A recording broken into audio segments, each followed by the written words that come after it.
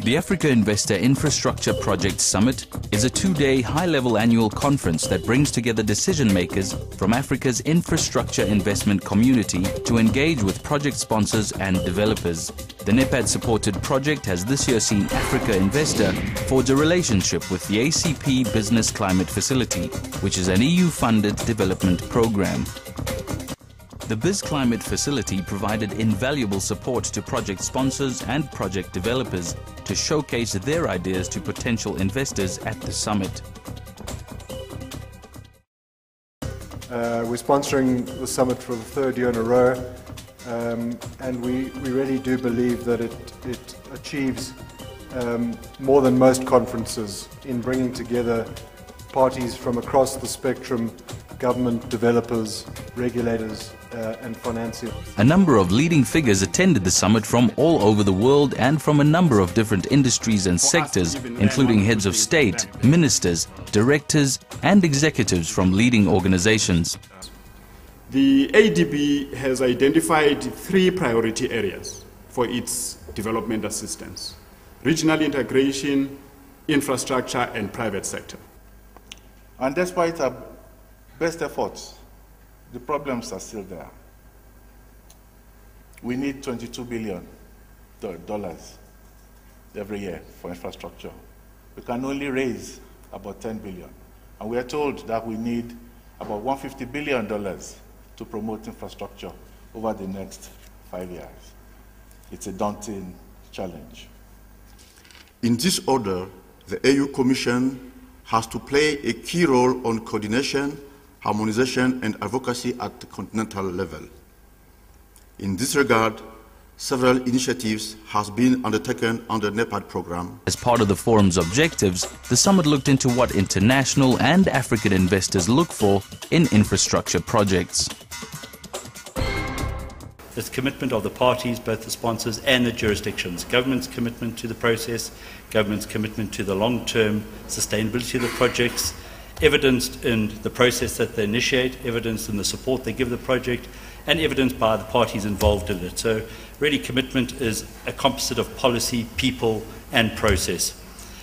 We see our role much more now to take projects that are not quite bankable again, that are just ideas or concepts, and turn them into bankable ideas. The projects should be technically sound, and they should be financially viable and sustainable. Part of the investment strategy is we see commercial opportunities with a strong developmental impact and strong oversight of social and environmental impacts as well. Part of the forum also looked into improving the investment climate. Africa has been the region for the fastest growing markets for mobile telecommunications in particular. Nevertheless, in spite of that growth, we are still looking at most markets in Africa, excluding South Africa, of course, having less than 30% penetration. We are entering in a situation where raising debt and equity in certain cases for projects in an infrastructure space in particular, but across the board is going to be a real challenge. I think all too often in Africa, part of our problems, some of it is the lack of skills, or very often we are trying to get to the finish line too quickly. And projects can take a long time, particularly greenfield, or in certain cases like ours, brownfield projects, where there are no precedents. You need to give it the time to ensure that all the building blocks are in place. The general investment strategy from a broad strokes perspective is we've limited ourselves to 30% of our exposure per infrastructure sector. And broadly speaking, those are water, energy, transport, and ICT. Although we're finding that energy dominates our pipeline. Telecommunications is important, just as important as the other pillars of development, your energy, your water, your transport. But today we talk in terms of ICT because it's not just about phones anymore. As the chairman highlighted, there are other technologies that have come which will make, which has changed the complexion of our sector. The construct of owning terrestrial cable, undersea cables, satellite gateways, anything that provides effectively the pipe which enables the communications is something that we believe is imminently financeable by the private sector? I guess harmonization is ultimately what we're seeking when we do transnational investments. And I think often the regulators look back and realize that what they thought was harmful actually wasn't harmful, it was actually innovative.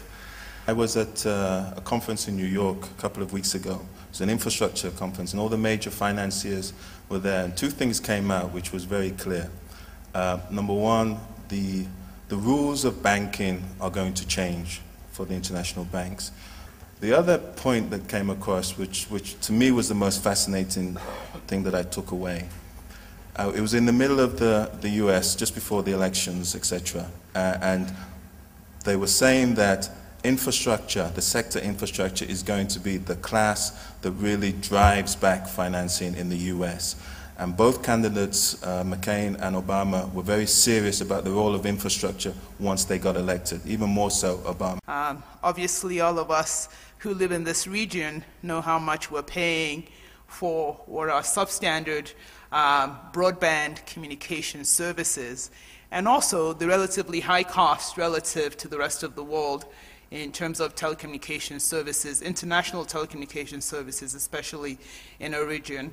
Hence the vision for this project to provide alternatives and a lot more capacity, because we do have an undersupply situation. The project is called the Shire-Zambezi Waterway, which is a historic route that connects Nsanje district in the southern part of Malawi, which was formerly called the Port Herald on the Shire River, to the Indian Ocean through the Zambezi River.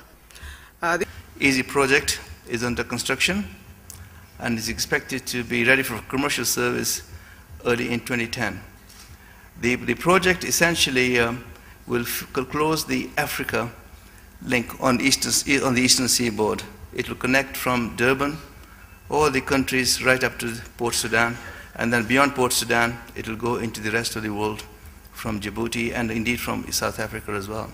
So it's not only just a regional project, it's a regional stroke international capacity project that's going to alleviate the lack of capacity that we have in the region today. The Port Harcourt Ring Road is conceived as a major transportation artery, providing easy access to major industrial and commercial centers, as well as connecting the suburbs and downtown, relieving the city of the traffic suffocation we're presently suffering, and giving it some order, efficiency, and monumentality. And we're going to talk about Lake Turkana wind power. And I'm particularly proud to do that because what I'm about to give you is an extraordinary project.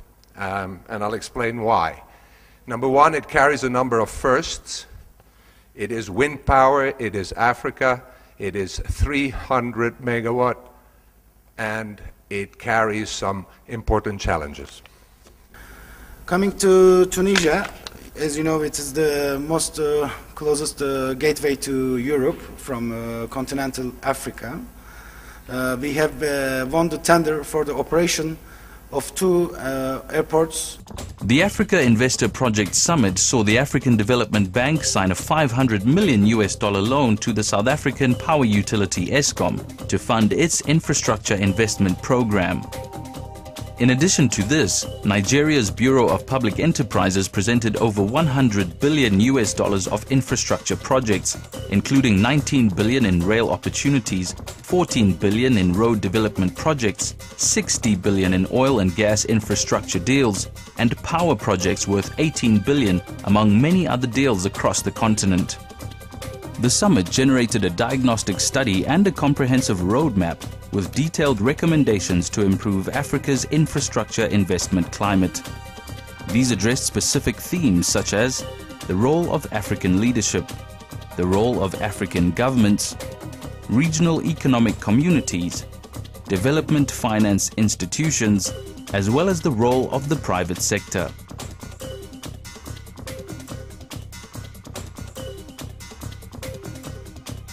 For the details on the 2009 Africa Investor Project Summit, visit africa-investor.com.